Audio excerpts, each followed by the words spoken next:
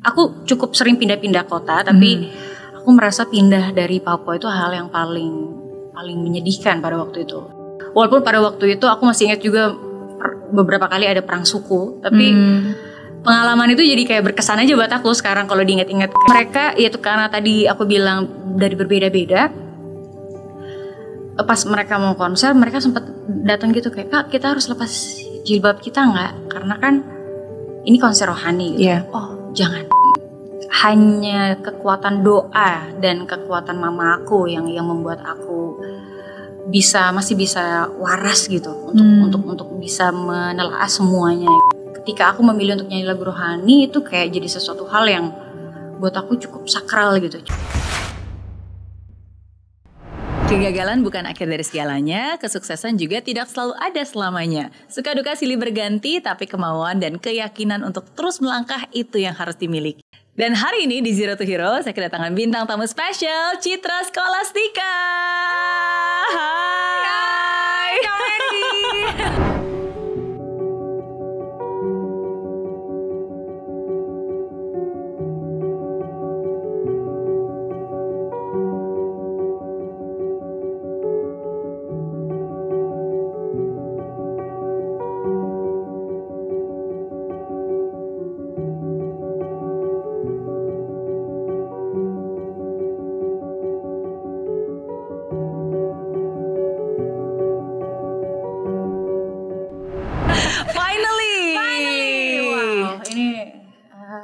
Berkat Tuhan banget hari ini. Aduh, bisa ada di sini. Sama-sama. Aku juga finally bisa bertemu langsung dengan Citra. Sudah selalu mendengarkan lagu-lagunya dari zaman dulu. Sekarang ketemu dengan orang aslinya. Iya. Iya. Dan kita hari ini satu vibrasi ya ternyata ya. Surprisingly ya. Iya. Ini nggak janjian loh. Kita kayak lagi dipilihin bajunya. Iya. Ini benar-benar.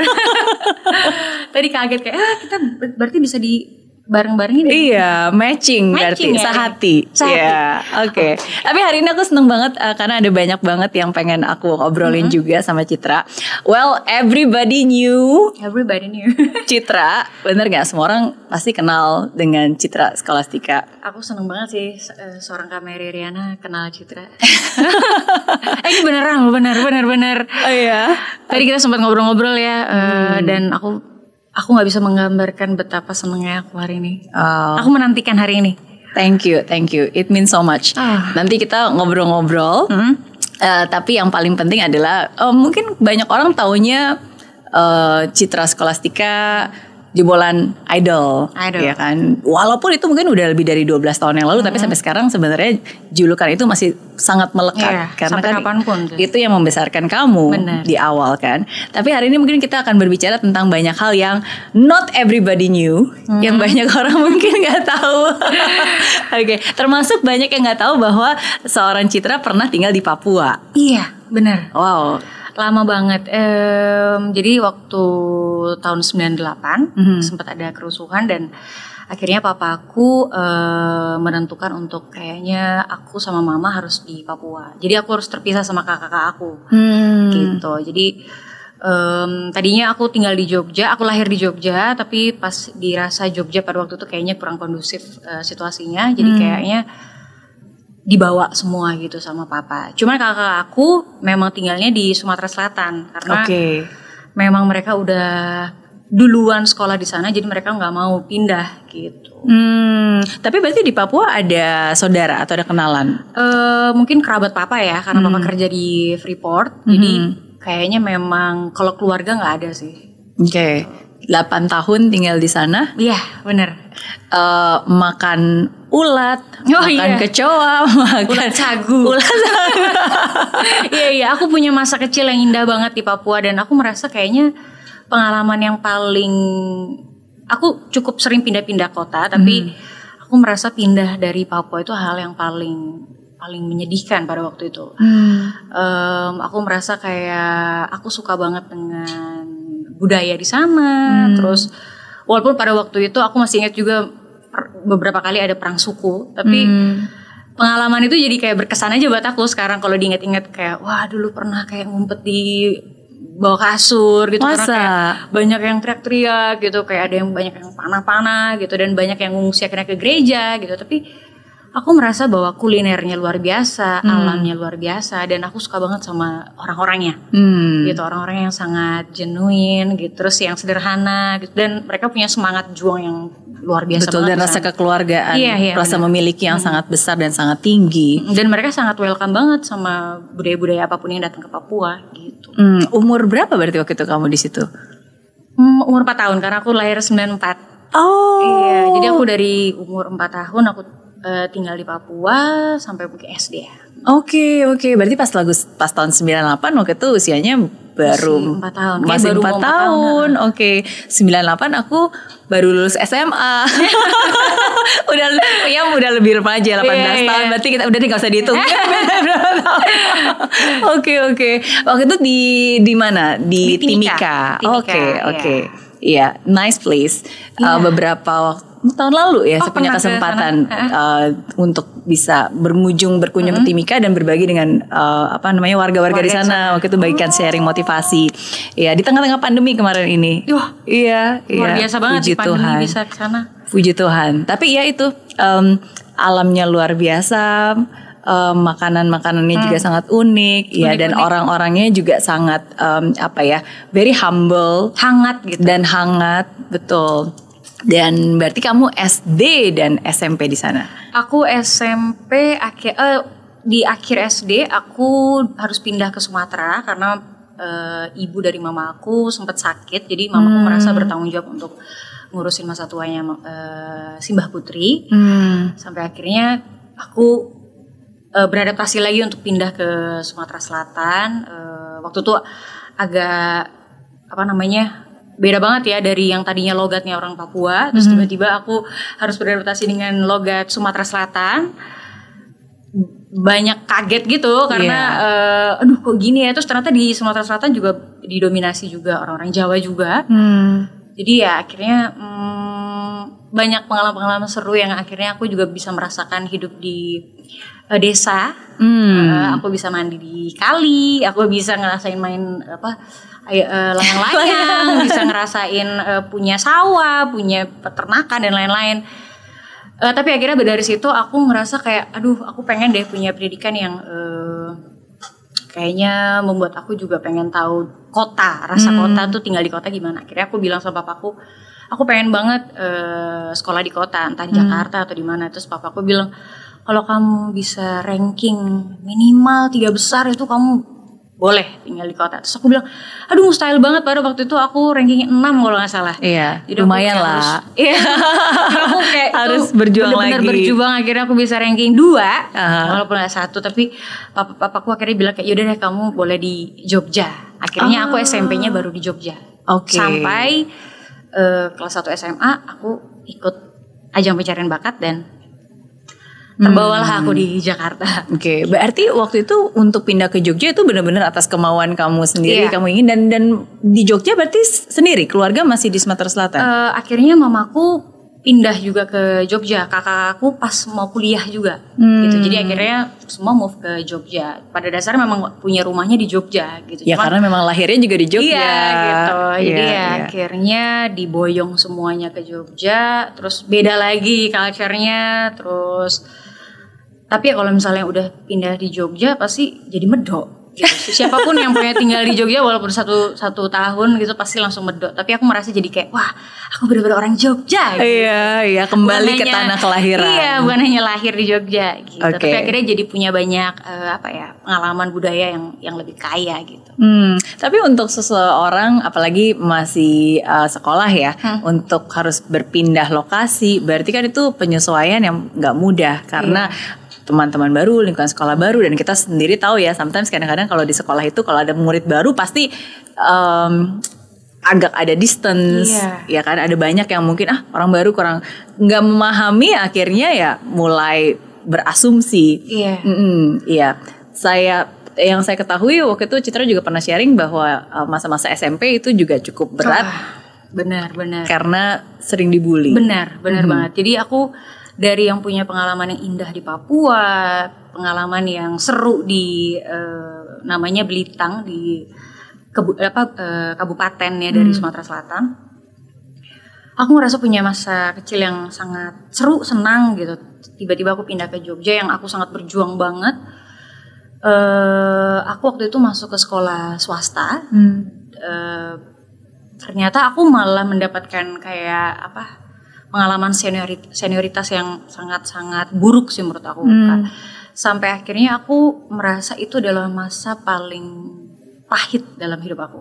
Aku merasa bahwa ke sekolah itu takut, dan aku menyembunyikan rasa dan pengalaman pahit itu sampai aku selesai idol. Aku baru cerita ke mamaku kalau aku pernah melalui hal-hal itu. Jadi nggak pernah cerita pas lagi itu terjadi. Iya, dan waktu itu kakak-kakak aku juga, mereka kan kayak dapat jadwal untuk jemput aku di sekolah. Mereka pun nggak tahu tentang kenapa aku bisa selalu pulang sendirian gitu. Kadang-kadang aku suka kayak dianterin sama penjaga sekolah gitu, karena mereka takut aku diapa-apain sama kakak kelas. Tapi yang anehnya pada waktu itu aku juga nggak ngerasa gimana ya. Aku nggak pernah nangis waktu aku dibully, walaupun dibulinya itu ngalah-ngalahin cerita di sinetron deh. Seperti apa misalnya? Kayak aku pernah dijambak, terus aku dimasukin ke bak kamar mandi. Terus aku di meja aku ditulis kayak beneran dijambak, dimasukin.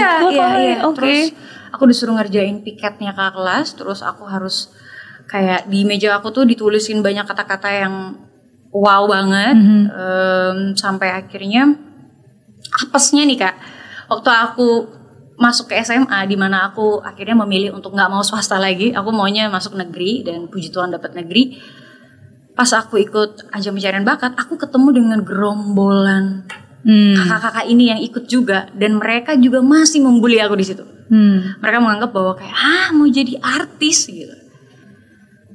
Dan menurut aku itu kayak aduh kok nggak selesai gitu, rasa takut, rasa kayak merasa aduh kayaknya aku memang karena kurang menarik di sekolah gitu. Karena aku dulu pas masih SMP itu, karena aku merasa nggak tahu apa-apa tentang kota, aku merasa aku pengen tahu tentang, aku pengen menikmati fasilitas-fasilitas yang ada di kota gitu, kayak ada komputer, aku suka banget baca di perpustakaan. Jadi setiap kalau ada waktu misalnya istirahat kedua biasanya, aku pasti menghabiskan waktu lebih banyak di perpustakaan gitu. Aku suka baca-baca komik dan lain-lain. Dan orang merasa itu aneh gitu, karena yang lain-lain mungkin itu masa-masa orang mulai dandan, orang-orang mulai ngerasa kayak punya geng gitu. Kenapa aku berbeda sendiri? Aku juga sebenarnya agak merasa apa aku memang sebeda itu ya gitu. Tapi aku nggak tahu kenapa aku suka banget, entah kenapa membaca pada waktu itu, di usia itu aku merasa kayak aku lebih tahu tentang dunia luar dan lebih penasaran tentang dunia luar gitu. Dan tapi perlakuan-perlakuan yang dilakukan oleh orang-orang itu memang benar-benar bikin aku kayak aduh, aku kayaknya nggak bisa deh sekolah gitu. Tapi kalau aku bilang sama orang tuaku pasti akan mungkin komplain ke sekolah. Tapi orang sekolah akan marahin kakak kelas, dan malah pada akhirnya kakak kelas akan balik lagi gitu. Jadi itu salah satu pengalaman yang cukup pahit, tapi aku merasa dari situ aku jadi terbiasa belajar kuat sih. Dan nggak yang apa-apa merengek atau merajuk gitu. Kayak aku lebih ngerasa ternyata begitu aku di masa dewasa ada banyak hal-hal yang juga berat, tapi aku merasa kayak oh ya udah biasa gitu. Itu bukan sesuatu hal yang kayak aduh aku nggak bisa jalanin ini gitu. Karena ternyata makin dewasa makin kompleks juga. Betul. Jadi tanpa kamu sadari ya sebenarnya mungkin itu rencana Tuhan untuk membuat kamu menjadi lebih tangguh dari usia anak-anak sebaya kamu pada saat itu ya. It's amazing untuk bisa mendengarkan cerita kamu dibully bukan hanya verbal ya, tapi kan itu juga secara fisik. Dan saya yakin ketika kamu pada saat itu nggak bisa menceritakan ke siapa-siapa, itu kan benar. Kamu harus menjadi orang yang kuat untuk bisa make sure bahwa kamu baik-baik saja secara mental dan juga secara fisik gitu. Banyak orang di dalam kondisi seperti itu biasanya mereka jadi rendah diri, biasanya mereka malah jadi ya udah mungkin aku ya intinya lebih tidak mengapresiasi diri sendiri dan biasanya cenderung untuk tidak shine, tidak berani gitu. Nah tapi apa membuat kamu justru malah berani untuk ikut kompetisi dan ikut idol? pada saat itu? Nah itu sebenarnya aku nggak bisa bilang kalau ikut ajang pencarian bakat itu iseng ya, tapi sebenarnya pada waktu itu juga cukup random banget gitu. Pada waktu itu Jogja adalah tahun pertama untuk ajang pencarian bakat idol.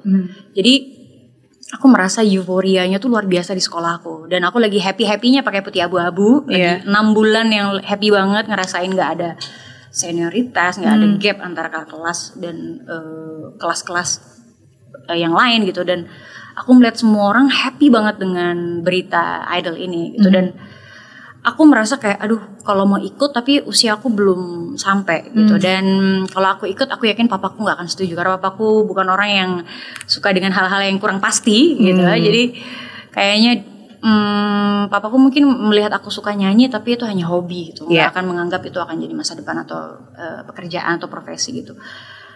Tapi aku tanya mama gitu, kayak Ma kalau aku ikut gimana ya, tapi umurnya belum cukup gitu. Ya coba-coba aja, kan gak mungkin sampai juga, kan ini tahun pertama gitu. Siapalah aku gitu, coba dulu aja gitu kan. dengan pengalaman pernah dibully, berarti aku merasa pada waktu itu mungkin aku kurang menarik atau kurang menjadi orang yang cocok untuk the next superstar gitu. Tapi karena itu tadi aku mencoba untuk kayak mengikuti tren, karena aku merasa aku pengen deh mencoba untuk membuka diri, karena kalau dulu aku kayak takut-takut kayak udahlah aku melakukan apa yang aku suka aja, tapi ternyata responnya aku malah jadi kayak dibully. Aku merasa apa mungkin aku kurang membuka diri ya, atau aku kurang bersosialisasi gitu. Dan ya udahlah aku coba aja. Dan di hari aku audisi malah ketemu sama gerombolan kakak-kakak itu, aku merasa kayak aduh udah deh. Dan akhirnya yang tadinya aku udah sampai di batas mana, aku harus ulang lagi dari awal. Audisinya. Jadi aku mulai dari jam 4 pagi, aku baru ketemu sama juri itu jam 3 sore. Gitu. Dan itu udah panas terik dan hujan badai ya waktu itu. Tapi karena namanya itu pertama kali kan di Jogja, jadi mungkin excitementnya luar biasa. Aku lolos. Aku bingung banget. Dan waktu itu yang lolosin aku vokalisnya The Rain, Kak Indra.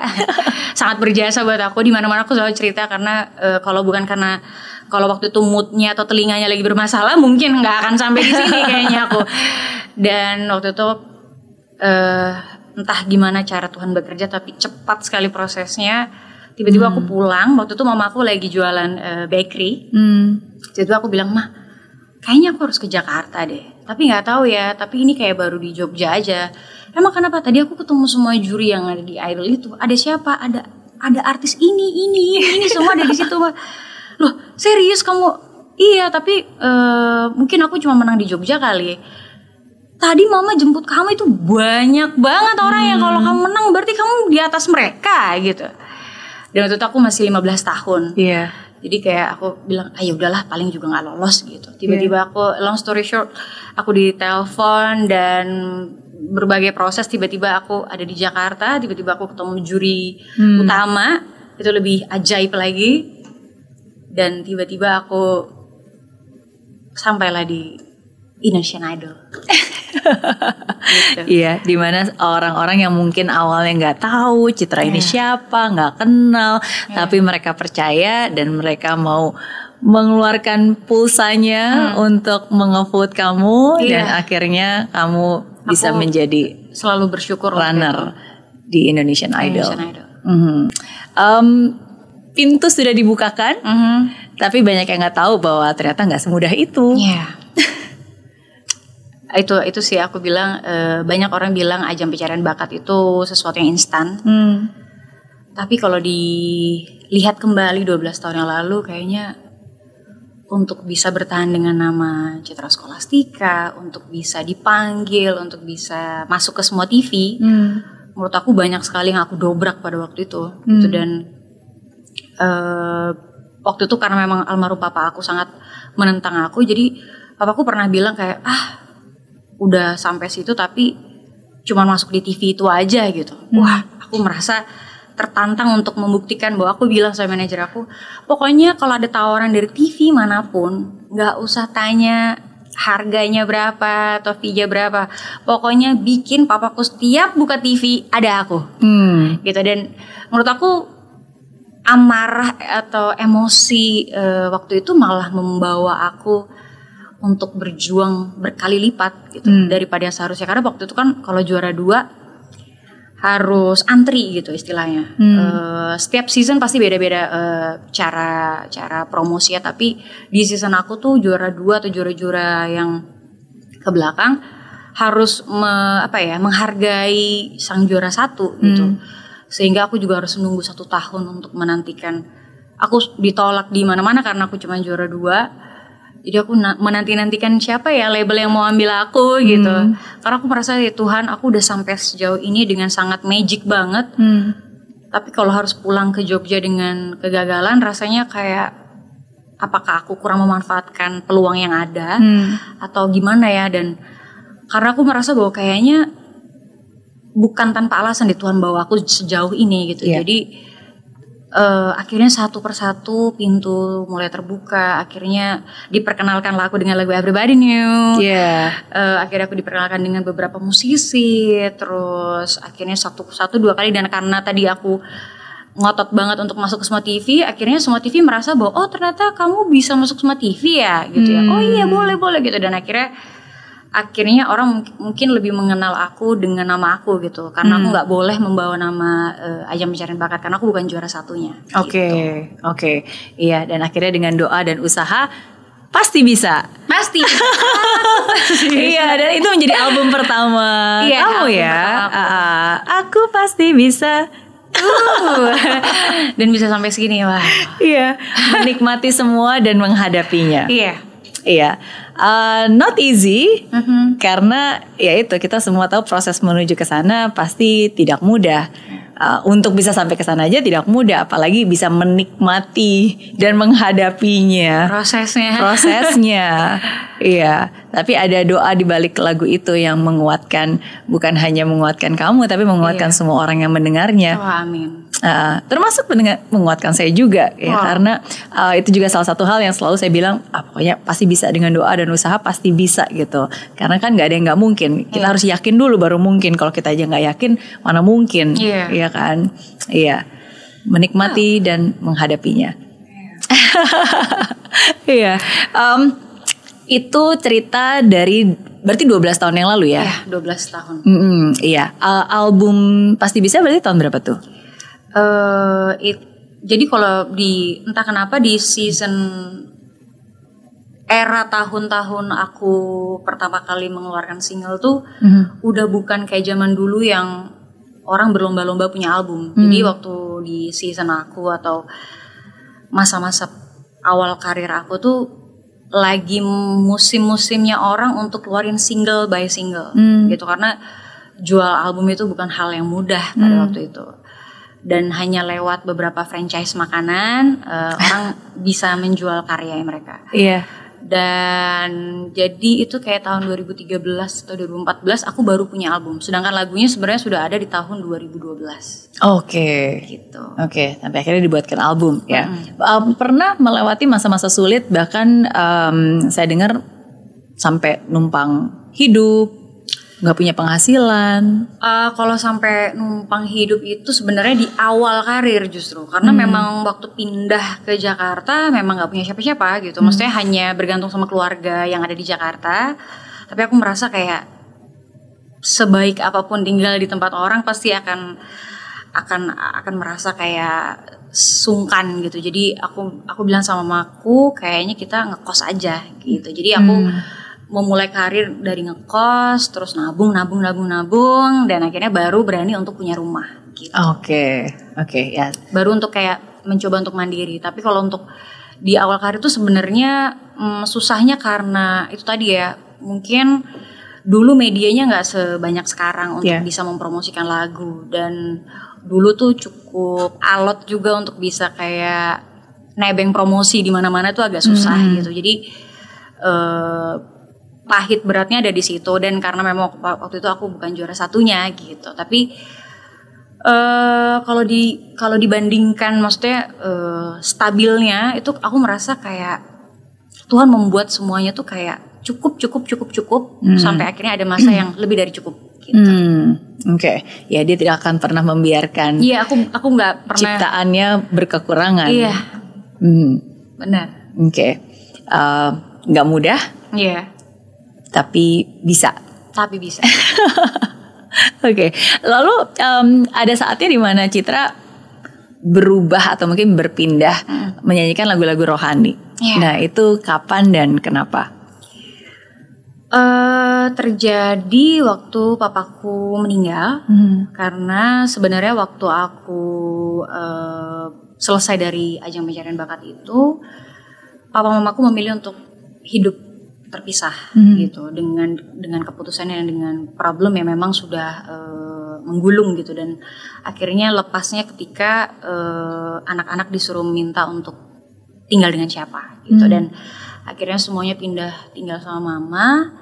Dan disitulah justru aku merasa bahwa kayak harus memulai dari nol lagi, karena sudah bukan aku aja yang harus dihidupi, tapi kakak-kakak aku, dimana waktu itu mereka masih kuliah gitu. Dan keputusannya pada waktu itu kayak gimana nih, mereka yang kuliah atau sudah saatnya aku harus kuliah. Akhirnya aku menunda untuk kayaknya aku nggak bisa kuliah dulu, karena nggak akan berat banget gitu. Dan tadinya aku sekolah di Jakarta, akhirnya aku memilih untuk homeschooling. Jadi aku merasa bahwa tahun-tahun 2013 itu kalau dilihat orang lain mungkin tahun yang emas banget. Tapi di dalamnya itu wow, itu kayak kembang api yang nanggung meledaknya gitu. Dan aku ngerasa hanya kekuatan doa dan kekuatan mama aku yang membuat aku masih bisa waras gitu untuk bisa menelaah semuanya gitu. Dan aku sampai merasa bahwa kayaknya aku lebih tua daripada seharusnya gitu. Dan aku ngerasa jadi orang yang lebih kaku, aku ngerasa jadi orang yang lebih serius gitu, karena apapun keputusan yang aku ambil nggak bisa selengean gitu istilahnya. Ya, karena kamu bertanggung jawab bukan hanya untuk hidup kamu juga. Bener. Kan ada orang-orang yang juga bergantung. Iya, dan disitulah masa perjuangan itu dimulai. Dan karena tadi aku bilang kekuatan adalah dari doa, jadi aku merasa di tahun 2014 aku bilang sama papaku meninggal, aku bilang sama produser aku, Pak, kayaknya produser aku ini yang menciptakan lagu-lagu besar dari Maria Shandi, kita dan banyak penyanyi-penyanyi rohani lainnya. Dan beliau waktu itu bilang kayak, saya pengen banget ya kamu nyanyi lagu rohani gitu. Waktu itu aku mikirnya, wah, sedangkan aku bisa nyanyi dan aku tahu lagu itu dari lagu-lagu Nikita. Jadi aku merasa kayak aku memang I grew up with. Iya. Sama aku juga. Iya, kayaknya sudah ada ibuku. Iya. Dari zaman kecil dulu pun juga diputerin kaset ya. Iya, dan aku merasa bahwa kayak wah, hebat banget kalau aku bisa nyanyi rohani gitu. Tapi waktu itu kayaknya fokusnya cuma di situ. Dan sampai akhirnya aku bilang sama produser aku, Pak, saya ini nggak punya pengalaman nyanyi lagu rohani gitu. Paling mentok saya nyanyi di gereja, dan itu nyanyinya Mazmur yang do do re re mi mi, nggak bisa diimprove do do ke re gitu, nggak bisa, Pak. Saya bisa dimarahin umat gitu kalau saya fals dikit gitu. Enggak, nanti kamu belajar dari lagu-lagu besar yang saya ciptakan gitu. Ya udah, akhirnya waktu itu bikinlah satu lagu, tapi itu lagu recycle, judulnya Hanya Kau. Terus ternyata responnya bagus banget gitu. Terus akhirnya produser aku bilang kayak, mau nggak kalau punya lagu yang benar-benar original gitu. Dan akhirnya aku ngobrol-ngobrol, pas banget papaku meninggal, aku merasa itu lebih kalut lagi, karena kali ini papaku benar-benar pergi untuk selamanya gitu. Dan aku merasa bahwa ada banyak sekali penyesalan, ada banyak sekali rasa bersalah.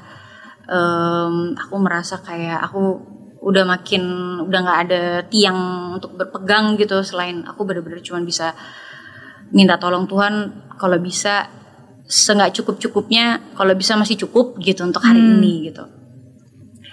Dan entah kenapa waktu berjalan dengan cepat, dan akhirnya aku bisa melalui masa-masa itu. Akhirnya aku bilang sama produser aku, Pak, kayaknya saya udah siap untuk nyanyi lagu rohani gitu. Tapi saya boleh titip satu lagu aja, Pak, dari semua lagu yang Bapak mungkin sudah persiapkan. Saya minta satu lagu itu untuk Bunda Maria gitu. Karena saya ingin banget nyanyiin lagu ini. Maknanya besar sekali tentang saya dan mama saya juga gitu. Dan karena saya selama ini doanya Rosario gitu, jadi saya merasa kayak satu itu aja Pak yang saya minta, yang lain Pak Bapak mau minta lagu siapa ya saya nyanyikan gitu. Dan akhirnya terciptalah lagu itu, dan akhirnya dari berbagai curhat ketemu dengan beberapa musisi, akhirnya terciptalah lagu Pertolongan. Gitu, dan akhirnya lagu itulah yang membawa Citra kayaknya juga sampai hari ini. Lagu itu berkatnya banyak untuk orang-orang yang sangat butuh pertolongan Tuhan. Dan yang tadinya bikin album itu untuk rasa syukur, tiba-tiba produser aku minta untuk lebih besar lagi dan pengen bikin kayak kita harus jual albumnya, kita harus gini. Dan dari beberapa perdebatan itu akhirnya kita menemukan perbedaan yang cukup jauh dalam mengartikan menyanyikan lagu rohani. Sehingga akhirnya long story short, akhirnya kita nggak bisa melanjutkan kerja sama gitu. Jadi aku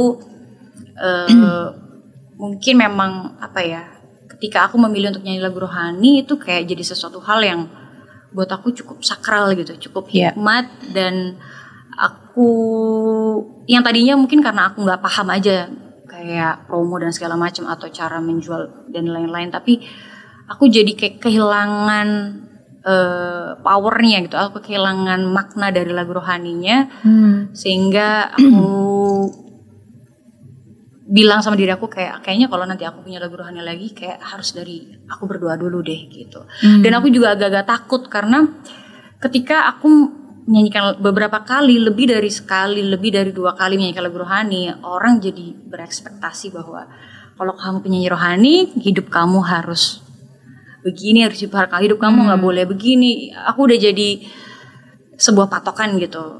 Yang sebetulnya memang aku berharap hidup aku bisa seperti itu, tapi aku juga dibesarkan dari lagu-lagu sekuler ini gitu, dan aku berharap sebenarnya keduanya bisa saling berdampingan gitu. Tapi mungkin orang-orang yang mungkin sudah sangat bener-bener kayak udah suka dan cinta banget ketika aku nyanyi lagu rohani, jadi kayak mereka menaruh figur yang harus sempurna gitu. Dan aku juga cukup takut, sehingga ada masa-masa di mana kayak aduh aku jadi takut nyanyi lagu rohani.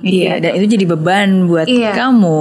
Aku jadi ngerasa kok nyanyi lagu rohani jadi beban ya. Tapi akhirnya bisa kembali lagi untuk akhir tahun kemarin nyanyi lagu rohani, karena aku merasa bahwa kalau aku fokusnya untuk orang lain, jadi benar-benar hilang makna untuk Tuhan ya. Karena menyanyikan lagu rohani itu kan kalau buat aku ya, kalau buat aku itu untuk rasa syukur aku, untuk menyenangkan Tuhan juga gitu, dengan banyaknya dosa yang aku punya gitu ya, atau dengan banyak keterbatasan yang aku punya, tapi hanya ini Tuhan dengan anugerah yang Tuhan kasih, hanya ini mungkin yang bisa jadi berkat untuk orang lain gitu, atau apapun kalau Tuhan mau apa lewat lagu-lagu rohani ini.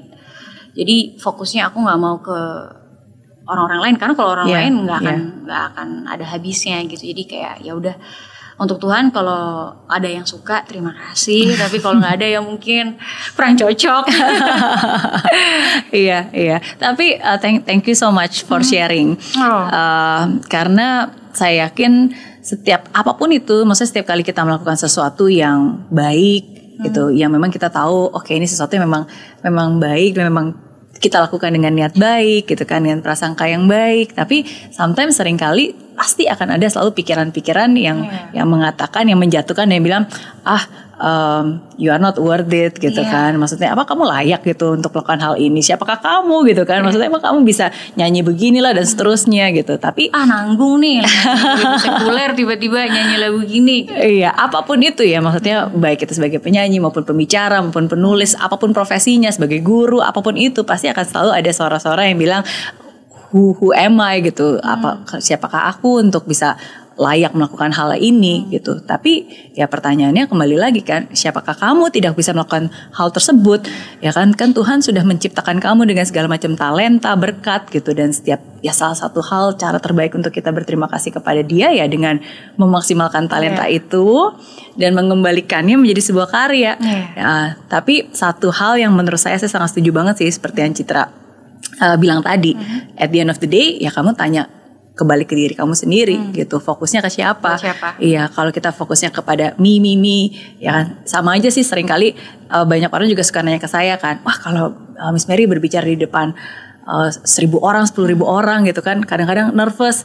Banyak orang juga selalu nanya gimana caranya. Kadang-kadang wah nanti kalau saya takut salah gimana, kalau salah ngomong gimana, kalau saya jelek gimana, kalau orang berpikir kalau nggak ada yang mau dengerin saya gimana gitu kan. Sometimes ada di pikiran orang. Ya saya selalu bilang, ya coba aja deh pertanyaan kamu. It's all about you. Kalau kamu jelek gimana? Kalau kamu gugup gimana? Kalau orang nggak ada yang ketawain kamu, nggak ada yang tepukin kamu gimana? Kan ya you focus on the wrong thing. When you focus about you, makanya kamu merasa terbebani gitu kan. Tapi when you focus, oh no, it's not about me, it's about them.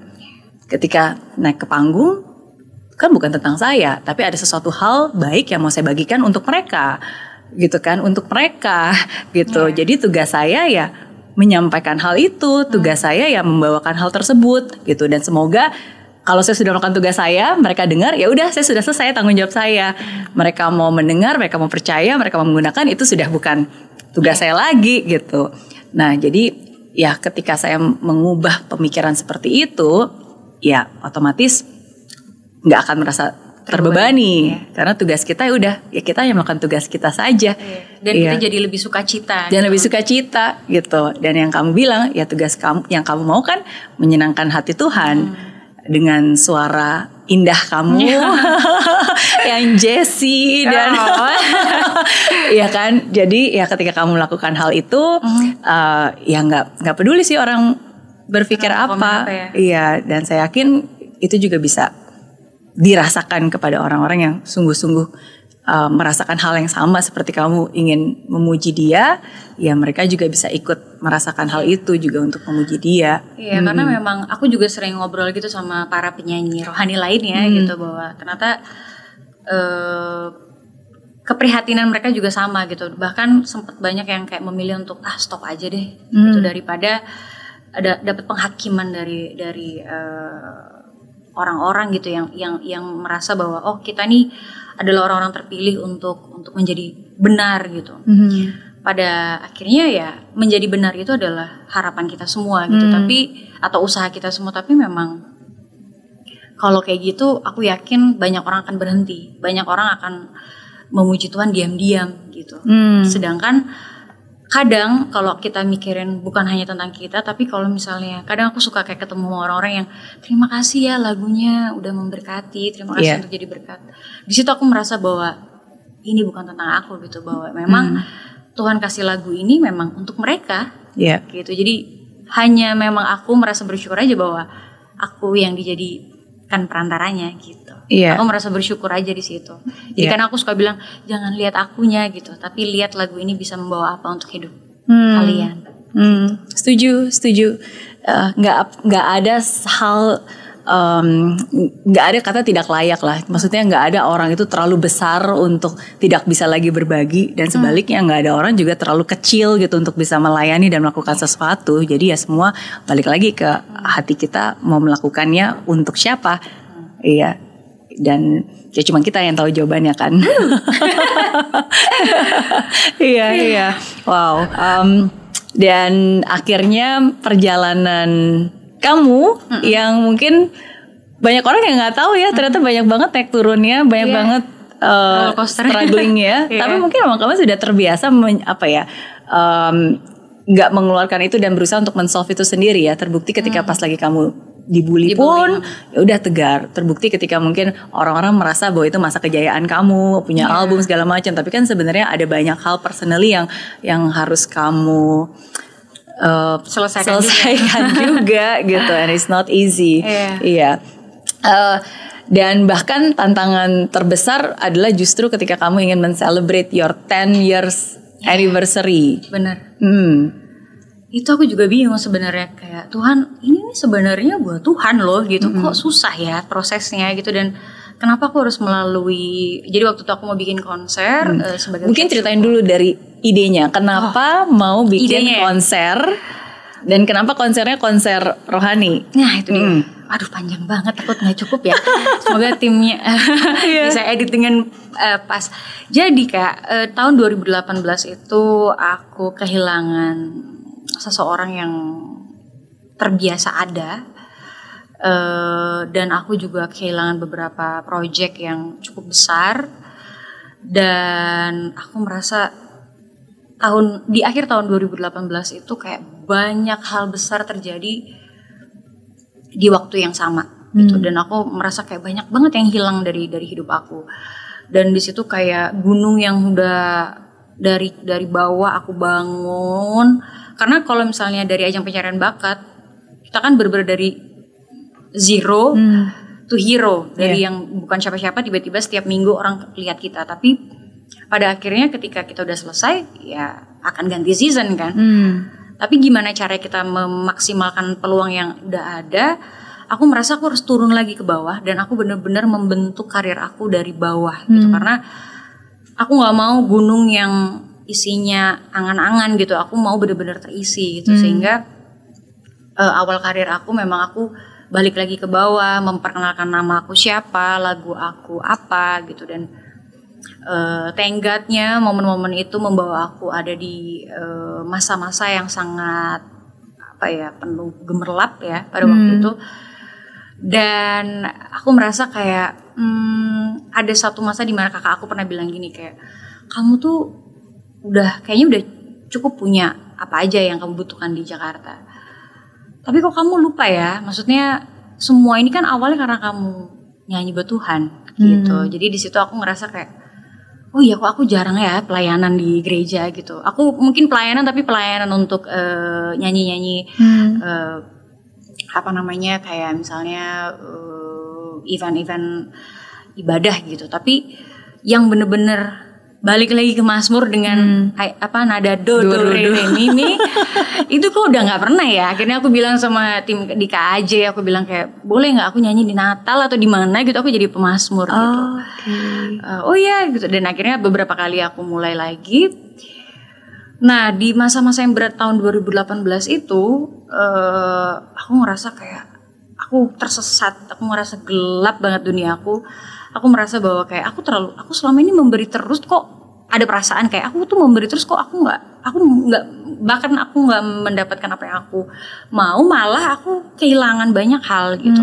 Di situ aku banyak kayak pergumulan dan kekecewaan dan banyak banget pikiran-pikiran yang menurut aku bodoh banget gitu pada waktu itu. Dan akhirnya aku merasa udah kayak adalah aku nih berdoa sama siapa sih gitu. Wah aku udah kayak bener-bener lost banget. Aku menjauh dari keluarga aku bingungan kenapa ini Citra, karena aku memang nggak sering menceritakan masalah ke keluarga aku, karena aku ngerasa kayak mama aku udah sendiri. Jadi kayaknya kalau ada masalah kayak ya be gentle aja gitu, dan balik ke rumah jangan nambah beban pikiran mereka lah gitu kan. Biarkan kita kasih masa tua yang lebih menenangkan gitu. Jadi ya aku cuma bilang kayak ya kalau mama mau perhatian, maksudnya mau memperhatikan aku ya mungkin doa aja gitu, karena aku percaya doa mama luar biasa gitu. Tapi mamaku juga mungkin ada di fase yang kayak udah nggak ngerti lagi nih anaknya kenapa gitu. Aku juga nggak bisa cerita ke teman-teman aku atau orang terdekat aku di luar rumah, tapi itu berpengaruh sama pekerjaan, sampai akhirnya aku ngerasa kayak aku berhenti berdoa gitu. Aku merasa kayak udah di titik yang kayak aku harus kemana, aku harus minta tolong sama siapa, karena bahkan diri aku aja nggak bisa menolong aku gitu, apalagi aku merasa doa aku juga nggak terjawab. Di akhir 2018 aku menjalani hari-hari layaknya kayak hari apa nih, Senin, oh yaudah Senin. Hari ini apa lagi nih, Selasa, ya udah jalanin sampai Desember. Aku merasa bahwa waduh bentar lagi Natal. Aku merasa Natal itu sesuatu yang selalu tahun penuh kelegaan, karena kita udah melewati masa-masa gitu, dan tahun penuh hadiah gitu. Jadi magical ya. Iya, jadi tahun keajaiban. Kayaknya aku salah satu yang sangat cinta sekali dengan vibe Christmas gitu. Tapi di awal Desember itu aku ngerasa kayak siap nggak ya ini mengalami Natal, karena apa arti Natal kalau aku nggak bisa merasakan grateful gitu. Dan entah kenapa di saat-saat aku kayak aku kayak udah bener-bener nggak pernah ngapa-ngapain lagi, tiba-tiba kayak satu demi satu banyak sekali kejadian-kejadian yang menyelamatkan aku gitu Kak. Tiba-tiba ada komunitas-komunitas baru yang aku kenal, terus aku jadi membuka cara pikir aku atau cara pandang aku terhadap masalah, terhadap orang lain atau terhadap sebuah hubungan. Itu tuh membuat aku jadi kayak, oh ternyata kemarin kayak salah aku berpikirnya, kayak kemarin fokus aku tuh salah atau doa aku salah kayak gitu. Dan ketika aku marah, sebenarnya aku marah sama diri aku sendiri karena aku nggak begitu kuat menjaga iman aku sampai aku harus menyalahkan Tuhan gitu. Dan di akhir tahunnya semakin mendekati Natal, semakin banyak hal-hal membahagiakan datang. Rezeki datang, kesempatan-kesempatan, terus di saat aku bahkan gak berdoa. Jadi aku merasa kayak, apa lagi nih Tuhan rencananya nih. Jadi di situ aku juga makin kayak bingung. Dan aku akhirnya balik lagi ke doa andalan aku ya, doa Rosario. Jadi aku di situ karena kalau Rosario itu kan kayak ada waktu untuk aku tenang. Di saat aku tenang aku baru bisa berpikir. Di saat aku berpikir baru kayak aku semakin menyadari bahwa betapa aku keliru memahami apa yang aku doakan atau apa yang aku minta dan bagaimana cara aku menyelesaikan masalahku. Sampai akhirnya Natal dan penuh dengan bahagia, yang bahagianya ya bahagia aja gitu, nggak banyak di setting gitu. Gak banyak persiapan tapi tiba-tiba banyak aja yang membahagiakan sampai akhirnya masuklah di tahun 2019 di tahun baru aku memutuskan sesuatu bahwa aku bilang sama manajer aku mau bikin sesi talk show sama semua orang muda, mau Kristen, Katolik atau agama apapun, tapi ngobrol sama anak muda dan for free gitu. Tapi aku mau bikin dari Januari sampai Maret karena biasanya pekerjaan itu kalau dari Januari sampai Maret biasanya masih belum banyak gitu. Jadi kayak itu momen-momen libur yang harusnya aku ambil.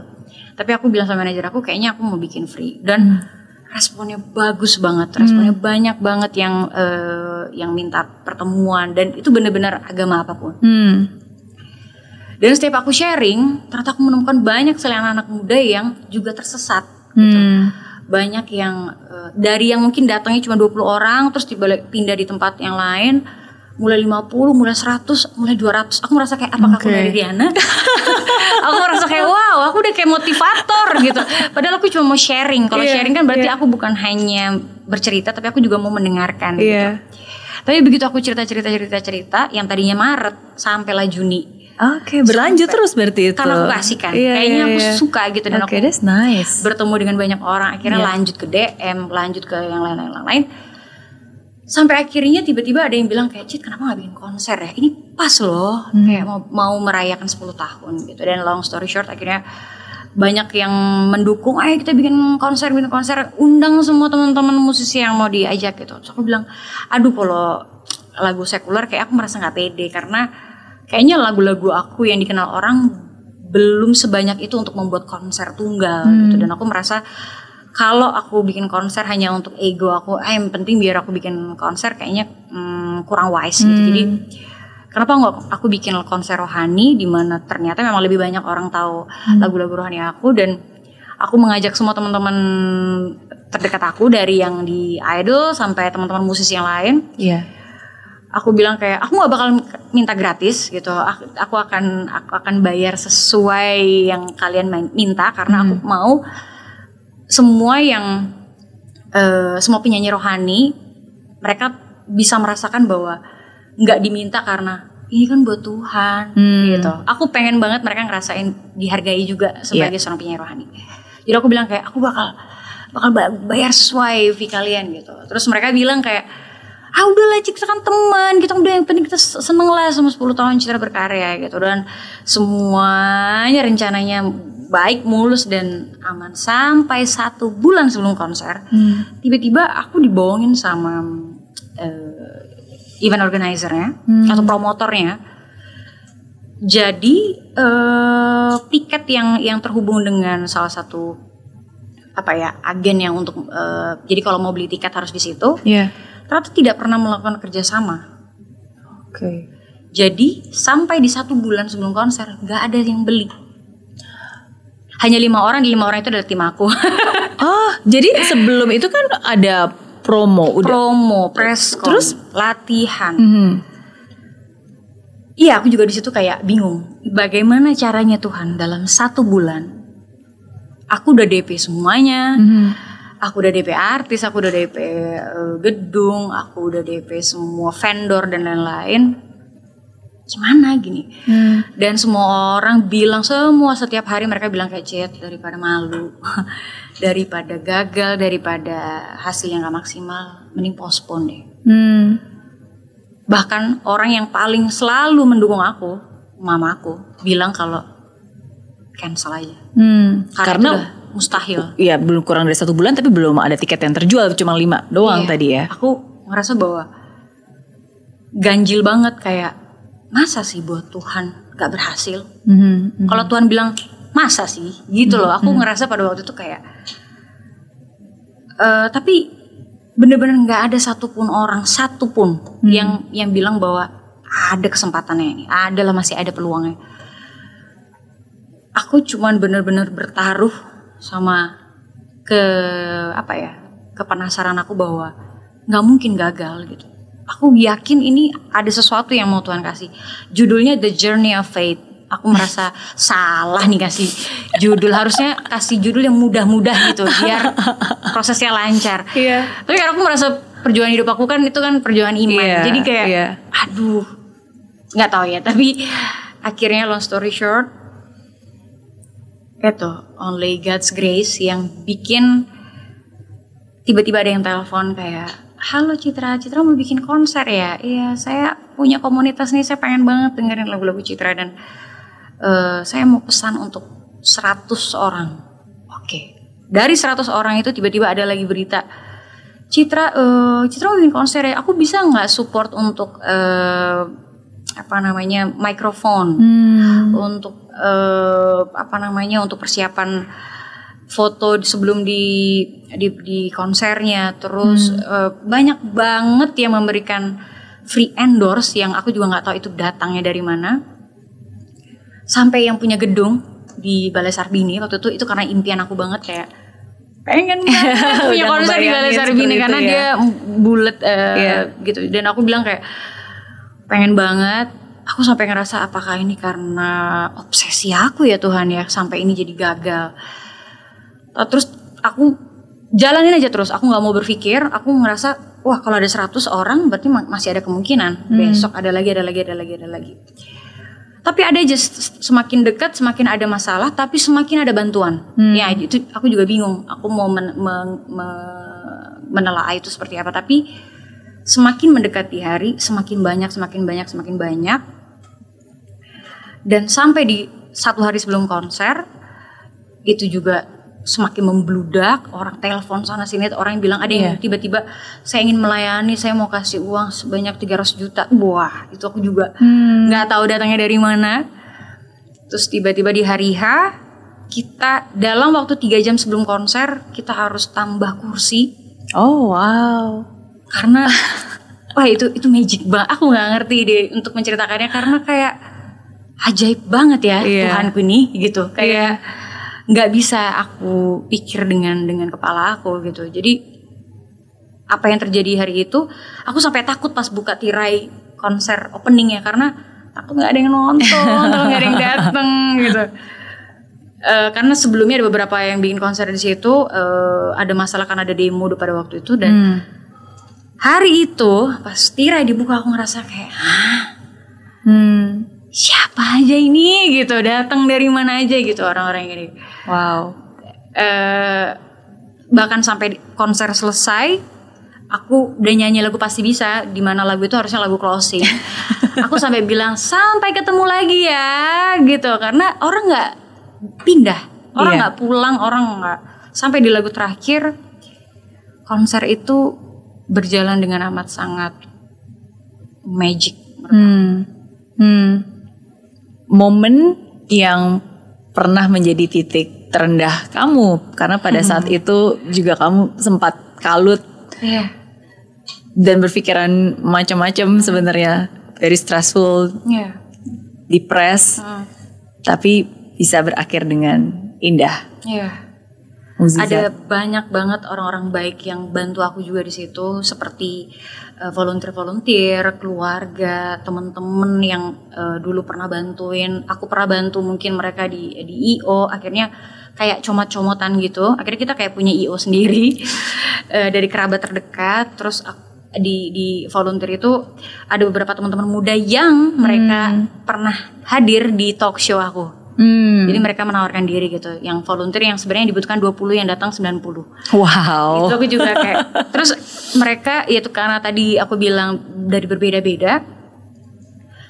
Pas mereka mau konser, mereka sempat datang gitu kayak, "Kak, kita harus lepas jilbab kita nggak? Karena kan ini konser rohani gitu." Oh, jangan. Aku mau kasih tunjuk ke semua orang bahwa konser ini bisa terjadi karena keberagaman yang bersatu. Gitu. Jadi aku mau semua, bahkan ada yang pakai beras gitu.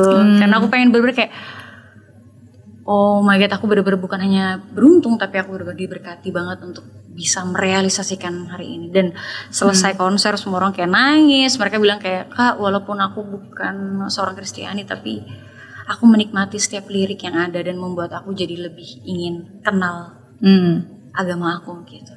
Oke. Jadi gitu deh. God's grace. God's grace, hanya karena kasih dan kemurahan hatinya lah, makanya itu bisa terjadi. Ya, dan sesuai dengan tema yang memang kamu cetuskan kan, is the journey of faith. Iya. Aku sambil mendengarkan kamu, ada banyak sih yang terlintas di dalam pikiran aku juga, karena sebenarnya ya setiap dari kita kan pasti punya masa-masa ups and downs ya. 2018 juga termasuk ada beberapa hal, beberapa doa gitu yang aku doakan, aku ngerasa kok nggak dijawab ya, kok nggak terjawab gitu. Iya, tapi di saat itu aku diingatkan dan disadarkan gitu bahwa ya kadang-kadang kan kita berdoa untuk meminta ke Dia gitu kan. Tapi kan sebenarnya doa itu ya bukan kita minta-minta ke Tuhan, tapi sebenarnya doa itu ya untuk mempersiapkan kita untuk menerima apa yang Dia mau gitu. Bukannya kita meminta apa yang kita mau, tapi doa itu ya sebenarnya kan untuk kita gitu, untuk yang mempersiapkan kita sehingga apapun juga yang Dia mau kehendaki untuk terjadi ya udah kita sudah siap gitu untuk menerimanya. Ya. Dan it's the journey of faith yang akhirnya menjadi pengalaman dan menjadi highlight dan menjadi cerita dan menjadi testimoni juga. Justru memang kalau aku tilik kembali ya, kayak ada banyak pertanyaan pada waktu kalut itu, kayak apakah aku akan tetap percaya Tuhan kalaupun hidup aku belum juga diselamatkan. Dan aku merasa kayak ketika aku memilih untuk kayak, kalau orang Sunda bilang sok atuh Tuhan gitu, kayak terserah Tuhan, kalau Tuhan maunya gimana aku ikut. Mau suram terus nggak apa-apa, yang penting aku nggak sendirian, yang penting sama Tuhan. Justru ketika aku udah punya fase yang benar-benar udah berserah, bukan kayak udah serah di Tuhan, kalau itu kan aku nyerah gitu. Tapi kalau aku benar-benar, pun aku nggak beruntung, pun aku nanti terseok-seok jalannya, tapi kalau aku nggak sendiri, aku sama Tuhan, aku ikut aja gitu. Aku merasa bahwa justru di situ aku menemukan iman aku, dan justru di situ baru terjadi keselamatan itu. Karena ketika aku kayak Tuhan mana gitu, ya aku merasa kayak kalau kita cuma cari Tuhan di saat kita butuh, kayak wow, kayak aku ngerasa nggak adil gitu. Gitu. Jadi kayak justru aku pengen kasih tahu ke Tuhan kalau walaupun jalannya akan susah, tapi aku mau percaya dan setia aja. Jadi deh lagu yang rohani. Pertolonganmu sertamu. Nah di tahun itu aku ngeluarin lagunya sertamu. Dan tahun yang kemarin baru rencanamu. Bahwa penyertaan Tuhan itu selalu ada. Even though we cannot see, He's still working. Walaupun kita nggak bisa melihat, tapi Dia tetap bekerja. Walaupun kita nggak bisa merasakan, tapi Dia juga tetap bekerja dan melakukan. And that's what faith all about kan.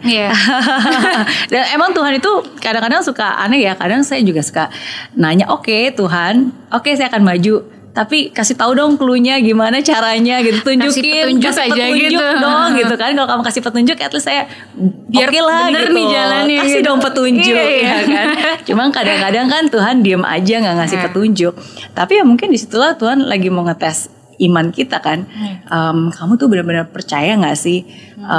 Kan kalau iman itu ya berarti kita tetap percaya, tetap berjalan walaupun kita nggak tahu caranya. Iya, dan kadang ya mungkin kita harus jalan dulu sambil benar-benar mendekati hal yang paling kita takuti, baru di situ Tuhan akan kasih instruksi. Oke, sekarang ini kamu harus gini, ini kamu harus gini, dan Tuhan kasih akan bantu. Gitu. Unik-unik sih memang ya kalau cerita-cerita orang ya, cara mereka benar-benar untuk menemukan jawaban dari rencana Tuhan. Jadi menurut aku kalau aku sharing ke orang lain kayak memang ceritanya memang ya seru-seru sih, beda-beda gitu kapan timingnya. Yang pasti kita baru bisa memahami setelah kita baru diselamatkan gitu. Kita baru tahu kayak oh ini maksudnya gitu. Iya. Dan rencanamu jauh lebih indah daripada apa yang kita rencanakan. Iya. Rencanamu adalah lagu terbaru yang kamu ciptakan di tengah pandemi. Dan ini kata-katanya luar biasa. Gelap, hilang arahku, lenyap, hilang harapku. Jeritan pribadi kah? Udah pasti. Karena pandemi ini amat sangat membingungkan untuk aku yang seorang penyanyi. Yang selama ini setiap minggu pasti 2 atau 3 kali terbang. Terus tiba-tiba 1 tahun benar-benar gak ada pemasukan. Terus harus beradaptasi dengan semua yang berhubungan dengan sosial media. Sedangkan aku amat sangat gaptek.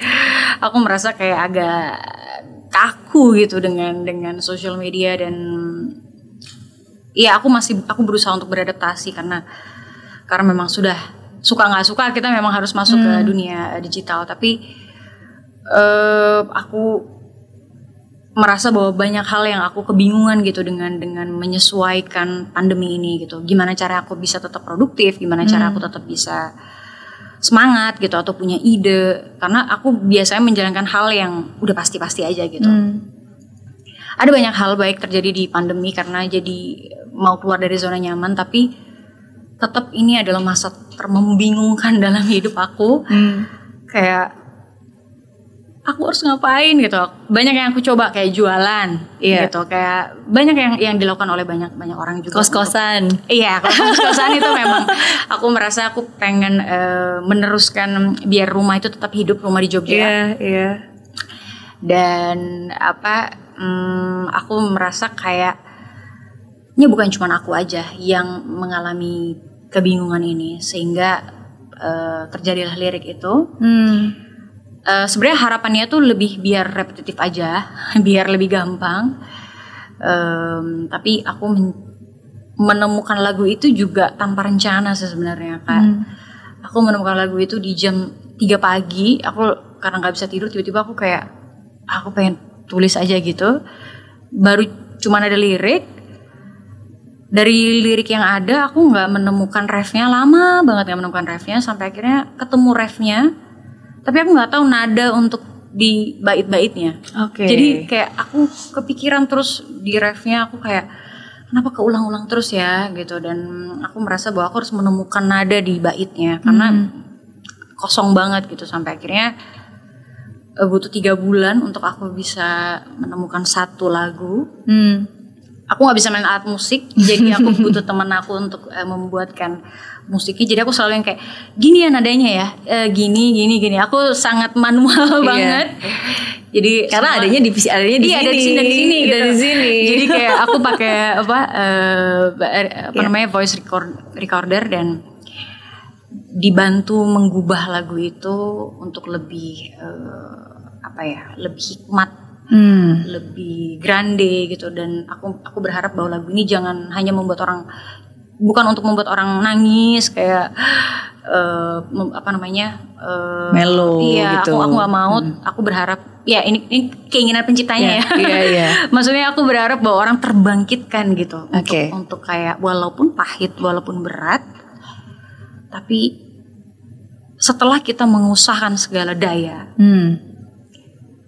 apalagi yang bisa kita lakukan? Gimana kalau kita serahin semua ke Tuhan? Gimana kalau kita hanya tinggal percaya dan setia? Gitu. Wow. Banyak orang yang dikuatkan pasti dari lagunya. Percaya dan setia. Cuma itu sebenarnya tugas kita. Iya. Dan lirik itu yang paling dipakai banyak orang yang pas dengerin lagu ini, kayak mereka selalu berhenti di lirik itu, kayak jadi tugas kita percaya dan setia aja.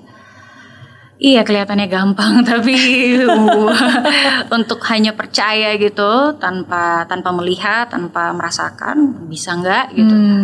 Dan dalam keadaan apapun kita memilih untuk setia, bisa atau enggak gitu.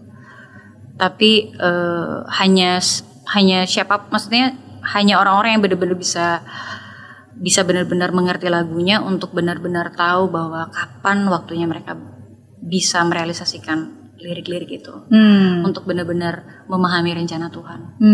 Iya, sangat setuju dan sangat relate banget. Percaya dan setia, karena apalagi di masa-masa pandemi ini ya, maksudnya semua hal, there is so many uncertainty, ada banyak ketidakpastian. Benar. Dan sebagai manusia pasti kita cenderung, termasuk saya, gitu cenderung untuk ya udah kalau gitu ngapain ya, apa yang bisa saya lakukan gitu kan. Dan kita mengusahakan, ya udah kita kerja lebih keras lagi gitu kan, berpikir lebih keras lagi, mencoba lebih banyak hal gitu kan. Dan kita akhirnya ya udah coba-coba, sometimes we become overworked. Kadang-kadang kita udah capek terus, tapi kok belum ada hasilnya dan kita bahkan jadi bingung sendiri. Belum tentu berhasil. Belum tentu berhasil juga gitu kan. Ya, tapi ya saya sangat bersyukur sih, karena saya kembali diingatkan bahwa no. Bukan tentang usaha, ya kan? Jadi bukan perbanyak usahanya, tapi mungkin kita harus lebih percaya, bukan lebih banyak usaha, tapi lebih banyak percaya. Ya, it's not just about doing more, but it's about trusting more. Ya, dan kalau kita percaya, ya yang di atas lebih tahu kok, yang di atas lebih pinter. Benar. Iya. Nah, tapi memang ada juga sih beberapa yang pas dengerin lagu itu, mungkin karena kadang-kadang orang yang dengerin lagu dan suka dengan kata percaya dan setia, mereka akhirnya potong lagunya di part itu aja, sehingga mungkin ada juga yang akhirnya mendengar lagu itu kayak, ya nggak mungkin dong, masa tugas kita percaya dan setia aja. Terus aku bilang kayaknya harus dengerin semuanya dulu, karena di sebelum kata-kata itu ada kata-kata, bagaimana bila ku serahkan semua dayaku. Jadi memang Tuhan juga mau kita berusaha dulu gitu, mungkin sampai habis-habisan gitu. Mungkin sampai sebaik atau semampu kita. Dan dari situ baru kita mungkin kayak berserah. Tapi bukan pasrah. Iya. Berserah tapi tidak menyerah. Benar, ada di lirik. Oke, nyanyiin dong, mumpung ada penciptanya dan penyanyinya. Jadi aku bikin ininya juga Kak, bahasa isyaratnya juga. Oke. Jadi ada video liriknya itu pakai bahasa isyarat. Aku pakai bahasa isyarat ya. Boleh.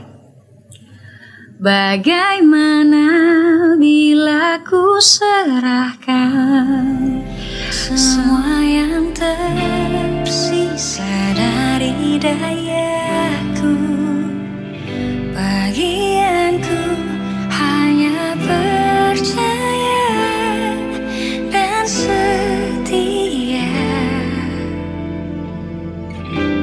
memahami baiknya rencanamu.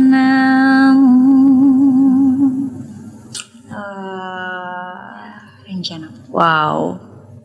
Ada satu kata kunci di situ. Memahami baiknya rencanamu. Memang kita harus tetap berprasangka baik. Walaupun keadaannya tidak baik. Betul. Tetap berprasangka baik. Walaupun yang dirasa di dunia ini sedang tidak baik. Tidak baik. Wow. Thank you so much for sharing. Sama-sama Kak Mary. Iya, saya yakin lagu ini pasti sangat memberkati banyak orang yang mendengarkan, yang mungkin saat ini juga sedang banyak pergumulan, mungkin sedang banyak pertanyaan dalam hidupnya, dalam pikirannya. Ya, semoga, saya yakin sih pasti sangat menguatkan mereka. Amin. Semoga bisa jadi teman. Iya, semoga bisa menjadi teman. Iya. Ada 2 hal yang sebenarnya aku masih penasaran nih. Boleh aku tanyain? Apa tuh? Iya, aku mulai deg-degan. Ya, jadi yang pertama, tadi kan kamu bilang ada satu lagu yang kamu pengen masukkan ke album. Pokoknya tentang yang Bunda Maria. Itu lagu apa? Jadi itu sebenarnya lagu dari almarhum Pance Pondan.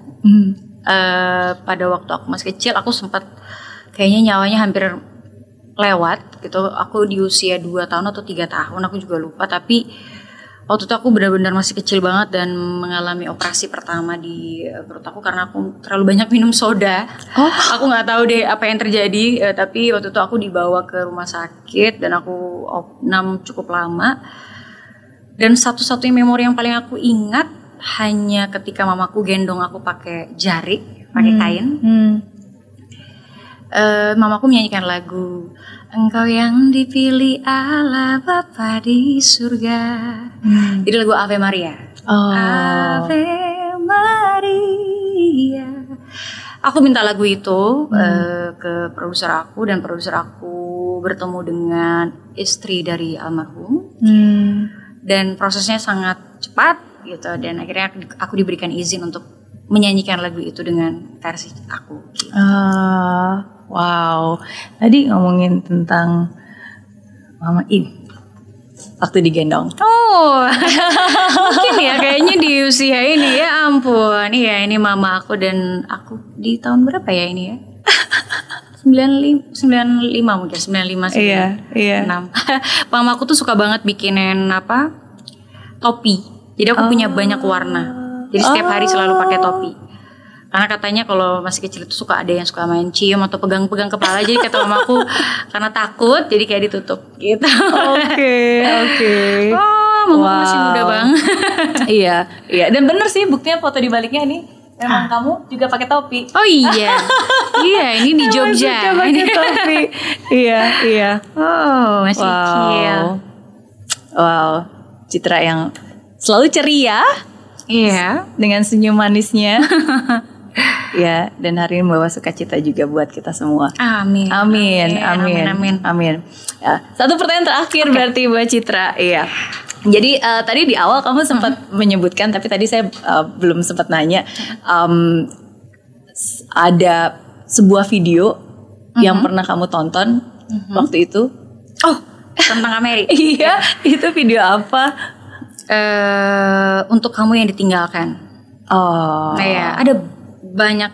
Jadi awalnya karena video itu muncul di YouTube dan aku nonton 1 kali, akhirnya membawa aku untuk subscribe. Thank you. Dan akhirnya membawa aku juga untuk lihat yang lainnya, bagaimana ketika dikecewakan, bagaimana menghadapi marah, bagaimana dan lain-lain. Dan momen itu tepat sekali di saat aku sedang sangat-sangat membutuhkan motivasi itu, dan itulah yang membawa aku untuk DM Kak Mary Riana. Iya. Aku adalah satu dari jutaan orang yang DM Kak Mary. Dan itu yang aku baru tahu hari ini pas lagi cerita. Makanya ini kesempatan yang tepat untuk langsung nodong Kak Mary untuk bilang kalau aku pernah DM Kak Mary dan pengen undang langsung, karena ini sebuah cerita yang fakta banget gitu. Aku bilang sama banyak orang ketika aku lagi sharing itu, talk show itu, aku bilang kayak aku nonton sebuah video dan itu yang aku share juga ke mereka, bagaimana ketika kita menghadapi marah, dikecewakan, sebenarnya mungkin kalau orang lain dengar motivasi itu kadang-kadang kayak nggak semudah itu, tapi nggak tahu kenapa pada waktu aku nonton video itu aku merasa kayak memang berat sih, tapi bisa kok dilalui gitu. Kayak ada kok caranya, tinggal mau dicoba atau enggak, atau at least coba aja dulu. biar tahu hasilnya gimana. Karena kadang kalau kita udah takut, kita hanya berhenti di takutnya. Gitu. Kita nggak sampai untuk memberanikan diri mencoba, karena kita terlalu takut dengan hasil yang kita takutkan gitu. Tapi dari setiap kata-kata yang Kak Mary sampaikan itu luar biasa banget. Mungkin aku juga merasa Tuhan menyampaikan pesannya lewat video dari Kak Mary. Amin. Thank you. Saya percaya nggak ada yang kebetulan dan mungkin prosesnya agak mirip ya sama Citra. Setiap lagu yang dinyanyikan atau diciptakan itu sesuatu yang berdasarkan apa yang pernah kamu lalui gitu. Jadi kalau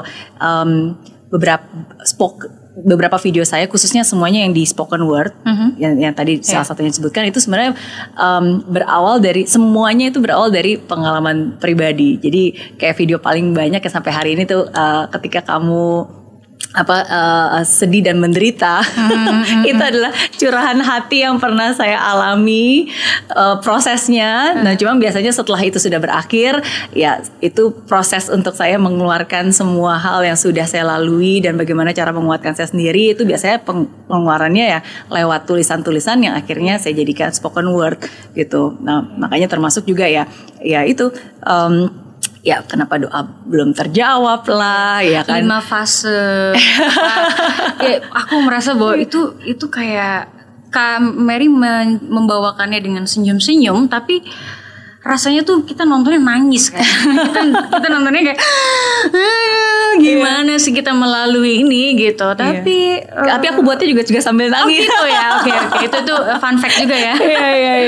Iya. Dan itu juga satu hal yang mulai 2 tahun terakhir ini aku juga mulai kembali lagi journaling gitu untuk bisa mengungkapkan, karena kan kadang-kadang momen-momen seperti ini, perasaan-perasaan yang kita alami itu akan lebih baik untuk kita bisa menjurnalkan itu supaya kita bisa ingat kembali ya, dan semoga ini juga bisa menjadi pembelajaran untuk menguatkan kita dan siapapun juga yang suatu saat nanti mungkin membutuhkannya gitu. So I'm so happy, thank you. Sama ternyata sebelum kita hari ini bertemu, video-video kita saling menguatkan. Iya, aku sangat dikuatkan juga dengan lagu-lagunya dari tadi, Citra. Waktu pertama kali aku diajak sini, aku tanya, tahu aku sampai kayak oh my god, kayak ini akan jadi momen yang pasti mendebarkan, karena aku pengen banget, kalaupun memang pada waktu itu akhirnya kita belum berkesempatan untuk ketemu, tapi one day kalau misalnya Kak Mary bikin seminar atau apa gitu, kayak aku pengen duduk di situ, dan kalau misalnya ada kesempatan aku mau bilang kayak thank you.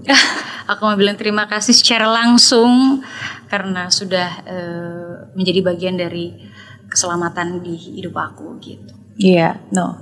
Thank him. Mempertemukan kita dengan caranya yang ajaib, dan sekarang kita baru tahu ternyata. Dan ini ternyata mungkin bagian dari rencananya ya. Kita bisa ketemu. Dan matching betul. Nggak ada yang kebetulan, it's all by His grace. Dan thank you so much. Aku juga mau ngucapin terima kasih banget, kamu udah sangat mau membagikan your spiritual journey. I know it's not easy, tapi sangat dikuatkan sih. Buat saya pribadi juga sangat dikuatkan, dan lagu Rencanamu inilah saya yakin juga pasti akan memberikan begitu banyak kekuatan, khususnya untuk orang-orang yang mungkin saat ini hilang harapan. Banyak hal yang hilang dan berkurang selama 2 tahun terakhir ini. Tapi satu hal yang gak boleh hilang harapan. Tetap berprasangka baik, berucap baik, tetap jadi baik, dan tetap jadi baik.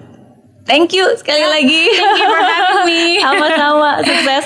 Dan saya yakin semua orang punya cerita, dan setiap cerita selalu membawa pelajaran berharga. Dan semoga cerita dari Citra, cerita Citra hari ini bisa membawa pelajaran berharga juga buat semuanya yang sedang menonton. Sukses terus, dan buat semuanya yang pengen subscribe bisa ke channel YouTube-nya Citra Scholastica. See you all. Thank you. Terima kasih. Bye.